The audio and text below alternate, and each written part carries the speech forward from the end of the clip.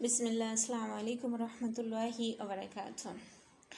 इन्नल हम्दुलिल्लाहि नहमदुहु व नस्तईनुहु व नस्तगफिरुहु व नऊज़ु बिल्लाहि मिन शुरूरि अनफुसिना व मिन सय्यिआति अमालिना मन यहदिहिल्लाहु फला मुदिल्ल लहु व मन युद्लिल फला हादिय लहु व अशहदु अन ला इलाहा इल्लल्लाहु वहदहु ला शरीका लहु व अशहदु अन्न मुहम्मदन अब्दुहु व रसूलुहु अम्मा बाद।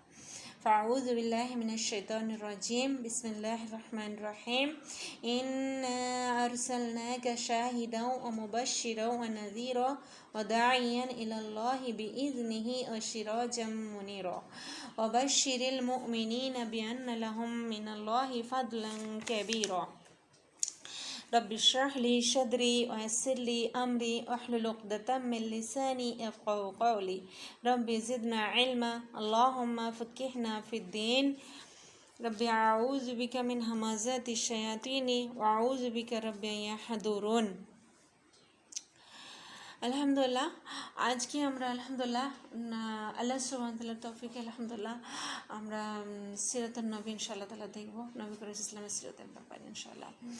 আল্লাহ তাআলা সূরাতুল আহজাবে বলেছেন নবী করিম সাল্লাল্লাহু আলাইহি ওয়াসাল্লামকে, নবী সাল্লাল্লাহু বিষয়ে বলেছেন আল্লাহ সুবহানাহু ওয়া তাআলা कि নবী নিশ্চয়ই আমি আপনাকে পাঠিয়েছি সাক্ষী রূপে এবং সুসংবাদদাতা রূপে और সতর্ককারী রূপে আর আল্লাহর হুকুমে আল্লাহর দিকে আহ্বানকারী রূপে উজ্জ্বল চেরাগ রূপে বা প্রদীপ রূপে। তো তুমি মুমিনদেরকে খুশখবরি দিয়ে দাও, সুসংবাদ দিয়ে দাও মুমিনদেরকে কি আল্লাহর কাছে তাদের জন্য খুব বড় ফজল আছে। আলহামদুলিল্লাহ, এই সূরা আহজাবের কি হয় 45 থেকে 47 আয়াতে আপনারা দেখতে পাবেন আল্লাহ সুবহানাহু ওয়া তাআলা আমাদের নবী করিম সাল্লাল্লাহু আলাইহি ওয়াসাল্লামের আজমত বয়ান করেছে এখানে। তো আজ আমরা এই মহান মানবের সিরত পড়ার জন্য জমা হয়েছি, আর এটা আমার এত বড় খুশকিসমতি আর আপনাদেরও খুব বড় খুশকিসমতি মনে করবেন কি এটাকে আমরা এই মহান মানবের জীবনীকে আজ আমরা শিখতে বুঝতে যাচ্ছি। আর যার মতো না কেউ এই জমিনে কখনো চলেছে আর না কখনো চলবে, আর এই আসমান ওই রকম এত মহান না কাউকে দেখেছে আর না কখনো দেখবে। আজ আমরা এই মহান মানবের সম্বন্ধে জানতে যাচ্ছি যাকে আল্লাহ সুবহানাহু ওয়া তাআলা সমস্ত মানুষের মধ্যে বেছে নিয়েছে আর নিজের হাবিব বানিয়েছে, আপনার মেহবুব বানিয়ে নিয়েছে। সিরত কাকে বলে? প্রথমে একটা প্রশ্ন কি যে আমরা সিরত কাকে বলে, প্রথমে তো আমরা এটা দেখব কি যে সিরত মানে কি। কারো জীবনী, কারো গুণ বা ভালো কোনো অভ্যাস, একটা হয় হাদিস, হ্যাঁ না, হাদিস ওটাকে বলা হয় যে যেগুলো নবী করিম সাল্লাল্লাহু আলাইহি ওয়াসাল্লামের কল, এই নবী করিম সাল্লাল্লাহু আলাইহি ওয়াসাল্লাম বলেছে যা কিছু ফেল করে দেখিয়েছে যেগুলো, আবার তাকরির যেটা নবী করিম সাল্লাল্লাহু আলাইহি ওয়াসাল্লামের কাছে কোনো কাজ করা হয়েছে, সামনে করা হয়েছে আর নবী করিম সাল্লাল্লাহু আলাইহি ওয়াসাল্লাম ওতে খামোশ ইখতিয়ার করেছেন, মানে কিছু বলেন না, চুপ থেকেছেন। তো এটা তো হয়ে গেল হাদিস। আর সিরত ওটা यानी যখন থেকে নবী করিম সাল্লাল্লাহু আলাইহি ওয়াসাল্লাম জন্ম হয়েছে ওই সময় থেকে নিয়ে নবী করিম সাল্লাল্লাহু আলাইহি ওয়াসাল্লামের জীবনের শেষ মুহূর্ত পর্যন্ত যে অবস্থা বা হালত যেটা ওটাকে সিরত বলা হয়। তো প্রশ্ন এখানে কি যে আমরা সিরত কেন পড়ব বা কেন আমাদের সিরত জানা দরকার। এমনি তো সিরত একটা শব্দ যেটা কি হয় যে কোনো মানুষের জীবনের জন্য বায়োগ্রাফির জন্য বলা যেতে পারে, কিন্তু নবী করিম সাল্লাল্লাহু আলাইহি ওয়াসাল্লামের জন্য এত বলা হয়েছে কি সিরত শব্দ শুনতেই আমাদের মাথায় আসে কি নবী করিম সাল্লাল্লাহু আলাইহি ওয়াসাল্লামের সিরত। তো সিরত কেন জানতে চাই আমরা, সিরত কেন জানতে চাই? নাম্বারে কি হয় ফলো করার জন্য। যেমন আল্লাহ সুবহানাহু ওয়া তাআলা কোরআনে বলেছেন সূরাতুল আল ইমরান আল্লাহ তাআলা বলেছেন 31 আয়াতে কি যে কুল ইন কুনতুম তুহিব্বুনাল্লাহ ফাত্তাবিউনি ইউহিব্বুকুমুল্লাহ। কুল ইন কুনতুম, তুমি বলে দাও, নবী করিম সাল্লাল্লাহু আলাইহি ওয়াসাল্লাম আল্লাহ তাআলা বলছে কি তুমি বলে দাও ইন কুনতুম, যদি তুমি তুহিব্বুনাল্লাহ, তুমি আল্লাহকে মহব্বত করো, ফাত্তাবিউনি, তো তুমি আমার ইত্তেবা করো, এই নবী করিম সাল্লাল্লাহু আলাইহি ওয়াসাল্লাম বলছে কি আমার ইবাদত করো, নবী সাল্লাল্লাহু আলাইহি ওয়াসাল্লামকে ফলো করো। ইউহিব্বুকুমুল্লাহ यानी अल्लाह ताला तुमको मोहब्बत करবে। এর ফায়দা কি হবে কি আল্লাহ তাআলাও তোমাকে मोहब्बत করবে। আচ্ছা, 2 নম্বরে কি দেবে কি যখন আমরা কাউকে मोहब्बत করি তো পছন্দ করি বা मोहब्बत করি তো আমরা কি করি ওর যে যাকে আমরা পছন্দ করি ওর পছন্দটাও আমরা খেয়াল করি, হ্যাঁ না, যা কিছু ও পছন্দ করে আমরা ওটাও চেষ্টা করি আমরা ওই জিনিসটা করার জন্য। তো কি হলো, প্রথমে কি হলো ফলো করার জন্য আমরা সিরত দেখব। 2 নম্বর কি আমরা যাকে मोहब्बत করি বা পছন্দ করি করি তার পছন্দটা আমরা খেয়াল করবো, হ্যাঁ না, যে ও যেটা পছন্দ করে সেটা আমরা করতে চাই। যখন আমরা সিরত পড়ি না, সিরত পড়ার আগে আমাদের দিলেতে নবী করিম ইসলামের যে মহব্বতটা থাকে, এটা কি হয় অ্যাজ এ মুসলিম যেটা হবার দরকার। কেননা আমরা যখন থেকে দুনিয়াতে আসছি নবী করিম ইসলামের নাম শুনছি, ইজ্জতের সাথে নাম নেওয়া হয়, মহব্বতের সাথে কথা শুনে থাকি, তাই। আর সিরত পড়ার পর যে মহব্বতটা হবে এটা কিন্তু বয়ান করা যাবে না, সত্যিকারের দিল থেকে বের হবে কি অকেই ও জাত যাকে মহব্বত করা যায় বা যে মহব্বত করার লায়েক, দিল থেকে বের হয়, কে ফলো করি। নবী ইসলাম কি বলেছেন কি 3টি গুণ যার মধ্যে থাকবে ওই ইমানের মিঠাসকে পেয়ে যাবে। নাম্বার 1, আল্লাহ আর রসুলকে, আল্লাহ আর রসুল আল্লাহ ইসলামকে ওর কাছে দুনিয়ার সমস্ত জিনিসের থেকে মেহবুব হয়, যার ভিতরে 3টে গুণ থাকবে সে কি হয় ইমানের মিঠাসকে পেয়ে যাবে। নাম্বার 1 কি হয় কি ওর কাছে কি হয় আল্লাহ আর রসুল সাল্লামের, আল্লাহ আর রসুল সাল্লাম কি হয় দুনিয়ার সমস্ত জিনিসের থেকে মেহবুব হবে। আর 2 নম্বর কি হয় কাউকে মহব্বত করে তো শুধুমাত্র আল্লাহর জন্য করে। আর 3 নম্বর কি ইমান নিয়ে আসার পর কুফুরে ফিরে যাওয়া এত অপছন্দ করে, এত নাপছন্দ করে কি যে যেমন আগুনে ঝাঁপ দিয়ে মানুষ অপছন্দ করে। এই 3টি গুণ যার মধ্যে থাকবে ইমানের মিঠাসকে বা সাদকে পেয়ে যাবে। আর কিয়ামতের নিশানির মধ্যে এক নিশানি এটাও কি লোক কি হয় নবী করিম ইসলামের সিরতকে ছেড়ে অন্যান্য সিরত এখতিয়ার করবে, অন্যান্য সিরতকে ফলো করবে, অন্য লোকেদের সিরতকে পড়বে। আজ দেখুন লাইব্রেরি ভরা পড়ে আছে, আমাদের বাচ্চারাও কি বায়োগ্রাফি পড়তে থাকে বড় বড় লোকেদের, কিন্তু একটা বড় মহান মানব যার থেকে বড় আর কেউ নাই, ওনার বায়োগ্রাফি জানার জন্য কজন শখ রাখে, কে ওনার ব্যাপারে জানি। তো এটা কি সত্যিকারের কিয়ামতের নিশানি। আর আমাদের সিরত এই জন্য পড়ার দরকার কি যে যত আজ দরকার আমার মনে হয় এত প্রয়োজন শায়দ অন্য কোনো জামানাতে ছিল না। আগেকারের লোকেরা নবী করিম সাল্লামকে যে মহব্বত করতো, চাই ও বাপদাদাদের থেকে শুনে হোক, কিন্তু ওরা পাক্কা ছিল। আর আজ যেই সময় চলে আসছে, যেই সময়টা আজ চলে আসছে কি লোক নবী করিম সাল্লামের ওপরই কে আঙুল উঠাতে শুরু করে দিয়েছে, নবী করিম ইসলামের পারিবারিক জীবন নিয়ে নানান ধরনের ঠাট্টা বিদ্রুপ করতে লেগেছে। আমরা আজ নামে মুসলমান, খুব লজ্জার বিষয় এটা কি আমাদের কাছে আমাদের নবী করিম ইসলামের জীবনের বেশিরভাগ জিনিসটাই কিন্তু অজানা আছে। আমরা মুখে তো দাওয়া করি কি যে আমরা নবী করিম ইসলামকে মহব্বত করি, কিন্তু যদি কোনো নন মুসলিম আমাদের কাছে প্রশ্ন করে নেয়, নবী করিম ইসলামের ব্যাপারে কিছু প্রশ্ন করে নেয়, যেমন কে নবী করিম ইসলাম কোথায় জন্মগ্রহণ করেছিলেন, অথবা নবী করিম ইসলামের আব্বাজি দাদাজি অথবা আম্মাজির নাম কি ছিল, কত বছর বয়সে নবী করিম ইসলাম মা হারা হয়ে গিয়েছিলেন, অথবা ছোটোবেলায় কার কাছে ছিলেন, এই সমস্ত জিনিসের বিষয়ে যদি আমাদের কাছে কেউ প্রশ্ন করে নেয় তো আমাদের কি হয় মুখ বন্ধ হয়ে যায়, হ্যাঁ না। তো এটা কেমন মহব্বত করা হলো কি যে যাকে আমরা মহব্বত করি তার বিষয়ে আমরা কিছুই জানি না। আসুন আজ আমরা সিরত এই জন্য শিখবো, এই বিষয়ে যা কিছু সন্দেহ আছে তা ইনশাআল্লাহ তাআলা দূর হয়ে যায় থাকি। আর আমরা যা জবাব দেওয়ার কি লায়েক হয়, প্রতিরোধ করার কি লায়েক হয়। আমাদের প্রিয় নবী করিম ইসলামের যদি আমাদের প্রিয় নবী ইসলামের বিষয়ে যেসব লোকেরা কি নানান ঠাট্টা বিদ্রুপ করছে তাদের ওপর আমরা কি জবাব দেওয়ার লায়েক পাই। যদি ও যদি সুরজ হয় আর সুরজকে দেখে যদি কেউ নিজের চোখ বন্ধ করে নেয় তো ওতে কি হয় ও নিজের দোষ, কাউকে বলার প্রয়োজন নাই কি যে দেখো সুরজ উঠেছে, হ্যাঁ না। কিন্তু যে সমস্ত লোককে অন্ধ হয়ে আছে চোখ বন্ধ করে রেখেছে আমরা ওদের বলবো বা দেখাবো কি যে আর প্রতিরোধ করবো, কিন্তু আমাদের যদি আমরা নিজেরাই যদি ওনার বিষয়ে জানি না বা জানা না থাকে আমাদের, তো আমরা কীভাবে প্রতিরোধ করব। আর আমাদের যতটা আমরা জানি যে সুন্নি সুনাই মহব্বত, তো এই জন্য কি সিরত আমাদের জানা অত্যন্ত জরুরি আমাদের জন্য। তো दूसरी बात দেখুন এই যে সাবজেক্ট আছে না, এইটা অন্যান্য সাবজেক্টের মতো নয়, এই সাবজেক্টে কি খুব আদব আছে। এতে নবী করিম সাল্লামের জিকির যেখানে হবে ওখানে কি দরুদ পড়া যাবে। প্রত্যেকের ওপর জরুরি কি যে ও ঠোঁট হিলা চাই, সাল্লাল্লাহু আলাইহি সাল্লাম পরে আমরা এটাই প্র্যাকটিস করব। তো যেখানেই নবী করিম ইসলামের নাম শুনবো তো অটোমেটিকলি আমাদের মুখ থেকে সাল্লাল্লাহু আলাইহি সাল্লাম বের হয়ে যাবে।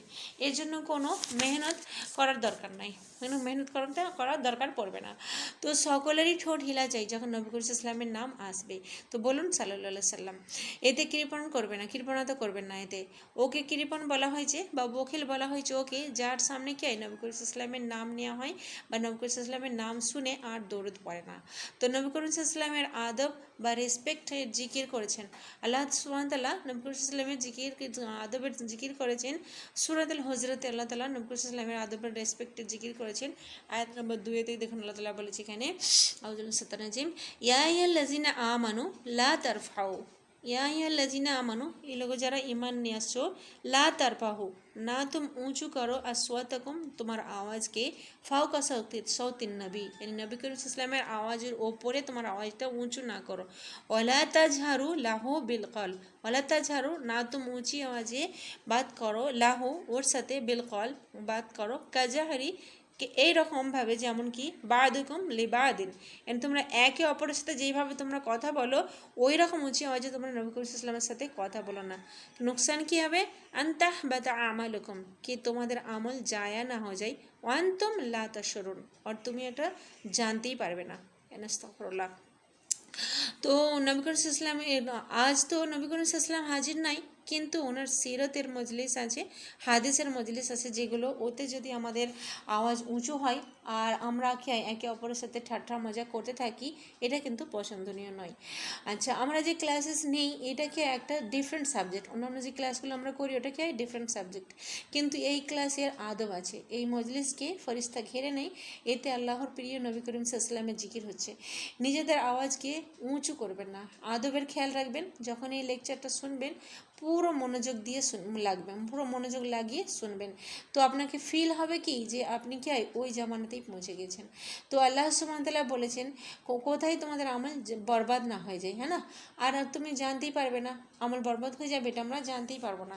তো আল্লাহ না করে, আমরা কেউই এটা চাই না কি যে কোনো কাজ আমরা এরকম করি বা আমাদের থেকে হয়ে যায় যার দ্বারা কি আমাদের আমল বরবাদ হয়ে যায়, হ্যাঁ না।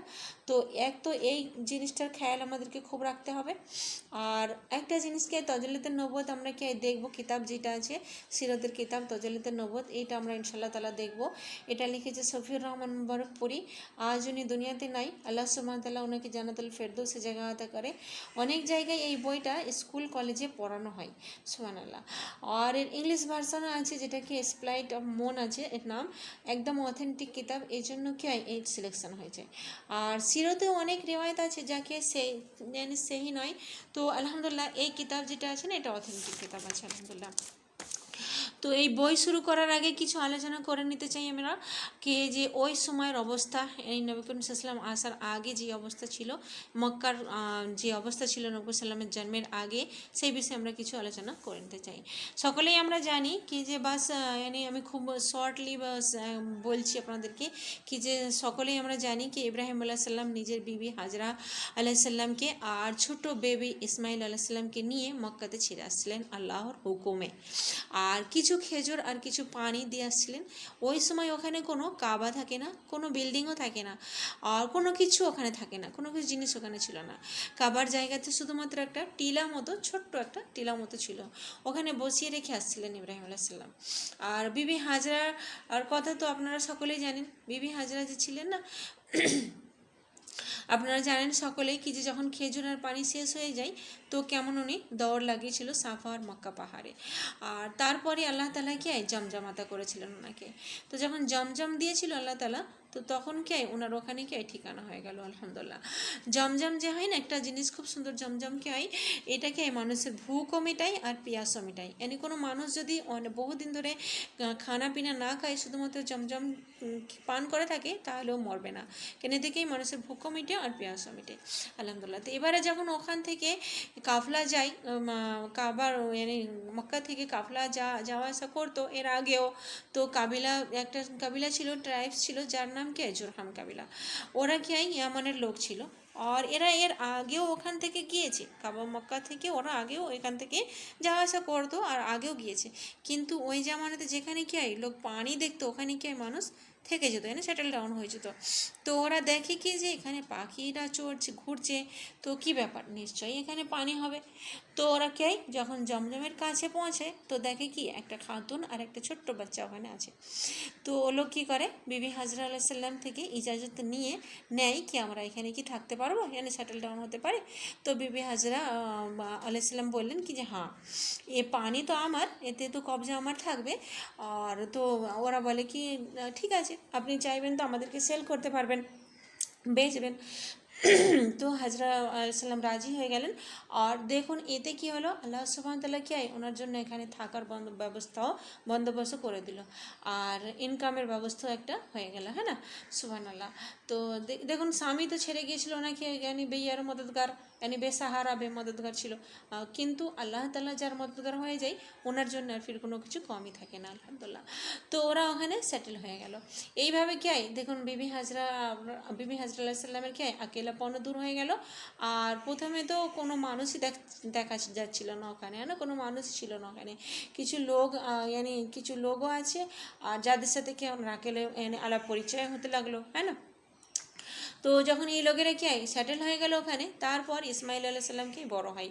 তো আপনারা জানেন তো 4 বছর 4বার, শুধুমাত্র 4বার ইব্রাহিম আলাইহিস সালাম মক্কা গিয়েছিল, মক্কাতে ভিজিট করেছিল 4বার। এছাড়া বাকি আর যেগুলো আছে ওর কিন্তু প্রমাণ আছে না কে কখন কখন গিয়েছিল, কিন্তু 4বারের প্রমাণ আছে কি 4 টাইমস ইব্রাহিম আলাইহিস সালাম ভিজিট করেছিল মক্কাতে, এটা হিস্ট্রিতে পাওয়া যায়।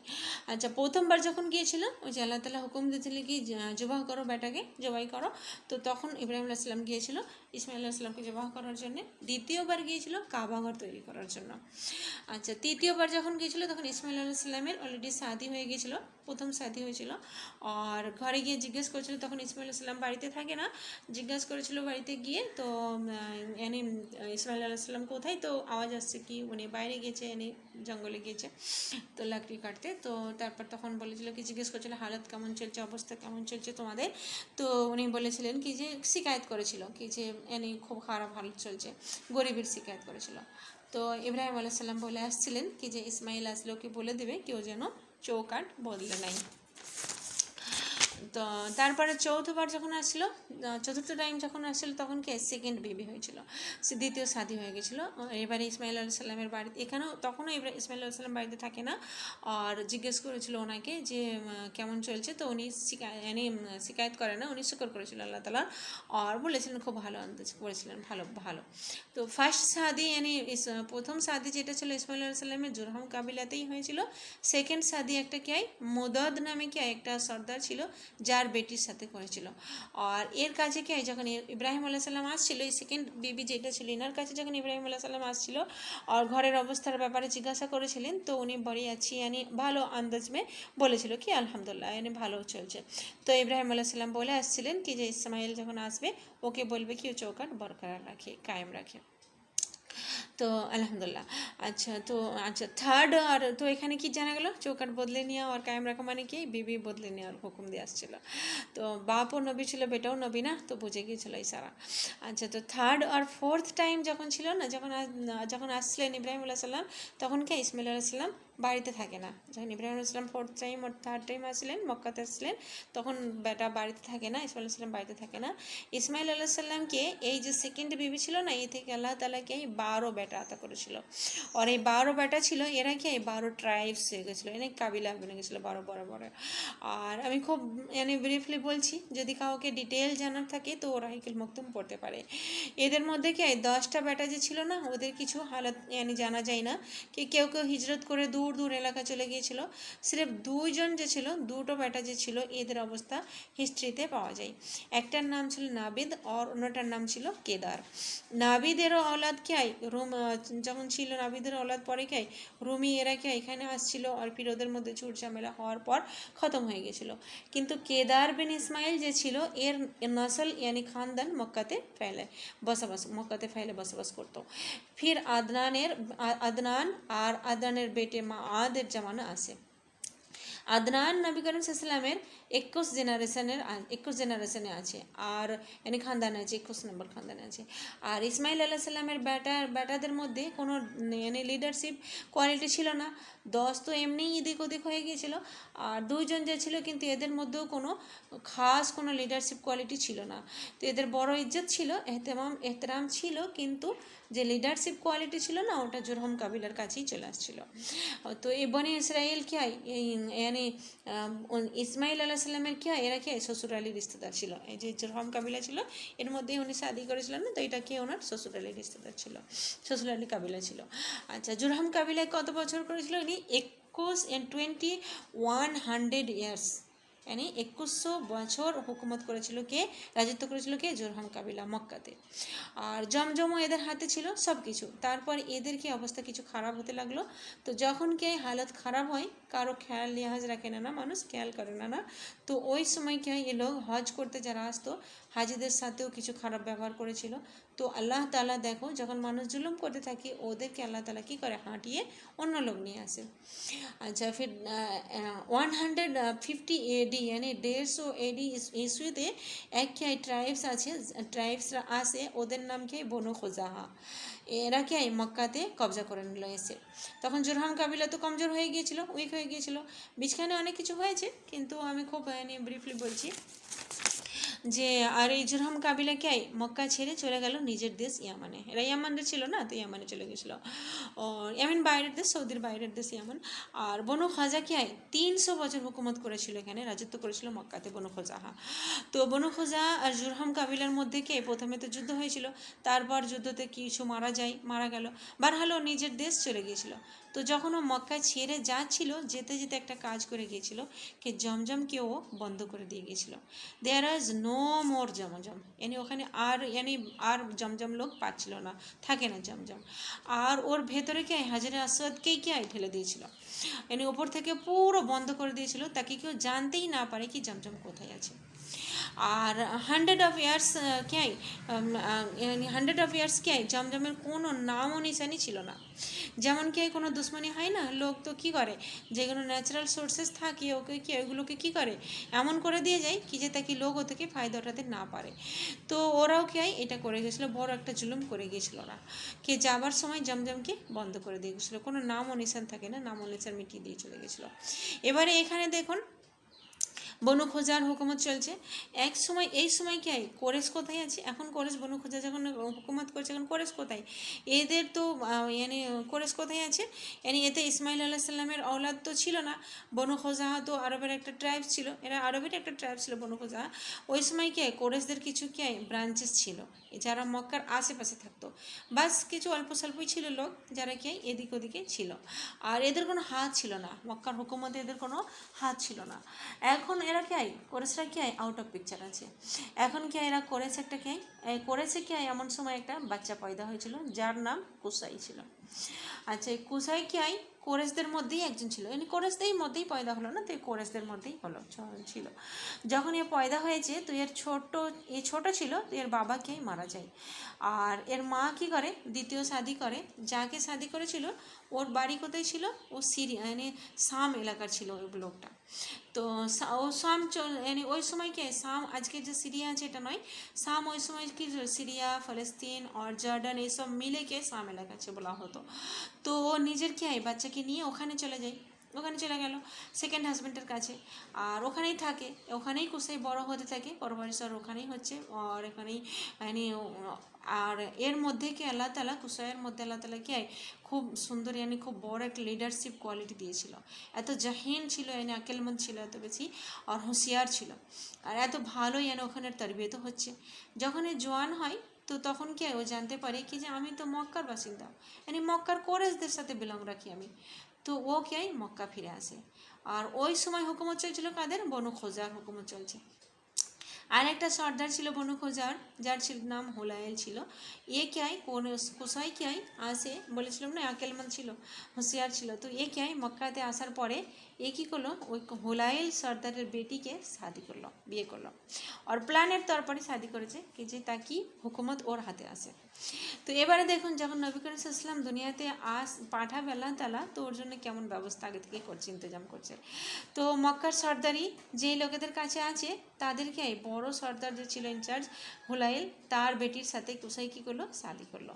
এখন পর্যন্ত সকলে বুঝতে পেরেছেন তো আশা করি। তো আমরা শুরু করেছিলাম কোথা থেকে, ইসমাইল আলাইহিস সালামের কথা থেকে আমরা শুরু করেছি। আর ইসমাইল আলাইহিস সালামের 12 বেটা ছিল, কিন্তু কারোর মধ্যে লিডারশিপ কোয়ালিটি ছিল না। জুরহাম কাবিলা 2100 ইয়ার্স পর্যন্ত হুকুমত করেছিল এখানে মক্কাতে। ফির তারপর বনু খোজা 300 সাল হুকুমত করেছে। আর এরপর কুসাইয়ের শাদি হলো সর্দারের বেটির সাথে। পরে সর্দার হুলাইল যাই মারা যায়। আর হুলাইল দুনিয়া থেকে যাবার আগে বলেছিল কে যে আমার এই বেটি আমার জানাসিন হবে। আর এটাও বলা যায় কি যে ও চাইতো কি যে ওর যে দামাদ আছে কুসাই এ মক্কার লিডারশিপ মিলে একে। হাও ও চাইতো আর এটাই হলো। তো এখন কোরেশ কোথায় আছে? মক্কার আশেপাশে, হ্যাঁ না? কোরেশ তো এখন মক্কাতে নেই, আশেপাশে ছিটিয়ে আছে, ছড়ি ছিটিয়ে আছে আশেপাশে। তো যখন হুলাইল মারা যায় তো বনু খোজা আর কোরেশের মধ্যে কি হয়, কোরেশদের মধ্যে কি জং হলো, একটা যুদ্ধ হলো। তো কোসাই কি হয় এতে জিতে গেল। কোসাইয়ের দিলেতে কী ছিল কি যে আমরা অরিজিনাল মক্কা বাসিন্দা, হ্যাঁ না? ও বলেছিল আগেই জাহিন ছিল, আকেলমান ছিল। ওর দিলেতে কী ছিল কি যে আমরা মক্কার বাসিন্দা, আমরা মক্কার লোক। আর এরা কোথায় থেকে এসে এনা হুকুমত করছে, তো হুকুমতটা আমরা করবো, আমরা তো এখানকার লোক। তো আর এতে কি হয়, যুদ্ধতে কি হয়, কোরেশটা কি হয় জিতে গেল। আর কোসাই কি হয় এখানে লিডার হয়ে গেল। তো লিডারশিপ হয়ে গেল কোসাই। আচ্ছা, তো মক্কাতে কি হয়, কোসাই খুব বড় বড় ইন্তজাম করেছিল। প্রথমে মক্কার আশেপাশের যে বাইরে যে মক্কা লোকেরা যেগুলো বাইরে ছড়িয়ে ছিটে ছিল ও সমস্ত ট্রাইবসকে কী করলো, সমস্ত লোককে কি হয় মক্কাতে নিয়ে এসে বসালো, সবাইকে মক্কাতে নিয়ে আসলো কি যে তোমরা মক্কার লোক মক্কাতে থাকবে, তোমরা মক্কার বাইরে থাকবে না, মক্কার লোক তোমরা মক্কাতে থাকবে।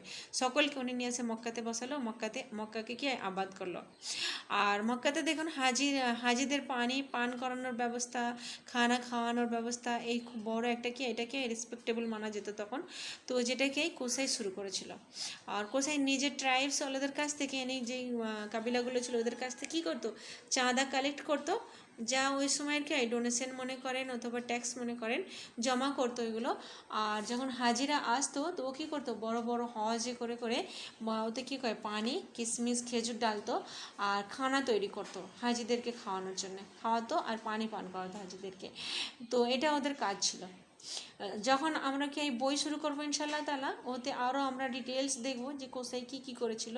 কিন্তু একটা কথা আমরা এখানে মনে রাখবো, যে জিনিসটা মনে রাখার বিষয় কি যে কোসাই নবী করিম সাল্লাল্লাহু আলাইহি ওয়াসাল্লামের গ্র্যান্ড ফাদারদের মধ্যে একজন ছিল। ও কোরেশকে মক্কাতে নিয়ে এসে বসেছিল। কোরেশ বাইরে ছিল না, কোরেশ তো মক্কা থাকে না, ওদেরকে নিয়ে এসে কোসাই কী করেছিল, মক্কাতে নিয়ে এসে বসেছিল, মক্কাকে আবাদ করেছিল কে, কোসাই। আদারওয়াইজ মক্কার লোকেরা তো ইধার ওধার ছোটি ছিল, কিন্তু কোসাই নিয়ে এসে মক্কাকে কে আবাদ করেছিল, মক্কার লোকেদেরকে মক্কাতে নিয়ে এসে বসেছিল। আলহামদুলিল্লাহ, আজ এখান পর্যন্তই আমাদের থাক। ইনশাল্লাহ নেক্সট সিরিজ ইনশাল্লাহ ফির যাবে। সুবহানাকা আল্লাহুম্মা বিহামদিকা আশহাদু আল্লা ইলাহা ইল্লা আনতা আস্তাগফিরুকা ওয়া আতুবু ইলাইক। আল্লাহুম্মা সাল্লি আলা মুহাম্মাদ ওয়া আলা আলি মুহাম্মাদ কামা সাল্লাইতা আলা ইব্রাহিম ওয়া আলা আলি ইব্রাহিম ইন্নাকা হামিদুম মাজিদ। আল্লাহুম্মা বারিক আলা মুহাম্মাদ ওয়া আলা আলি মুহাম্মাদ কামা বারাকতা আলা ইব্রাহিম ওয়া আলা আলি ইব্রাহিম ইন্নাকা হামিদুম মাজিদ। আসসালামু আলাইকুম ওয়া রাহমাতুল্লাহি ওয়া বারাকাতুহু।